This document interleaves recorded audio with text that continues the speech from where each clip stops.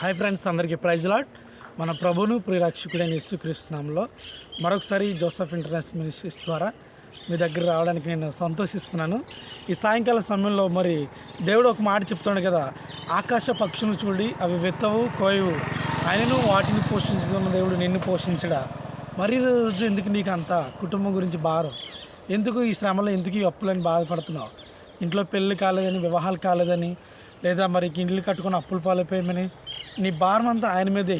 ఆయన అంటాడు కదా, నీ పనుల భారం యెహోవా మీద ఉంచుము, అప్పుడు నీ ఉద్దేశం సఫలమవునని. అవును నా ప్రియమైన దేవుని పిల్లారా, నిజమే కదా.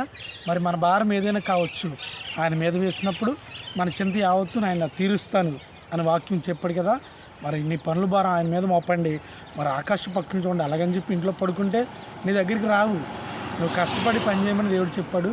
అలా దేవుని మాటలు వింటూ ఆయన జ్ఞాపకం చేసుకుంటూ ఆ పని చేసినప్పుడు దేవుడు దీవించడానికి ఇష్టపడుతున్నాడు.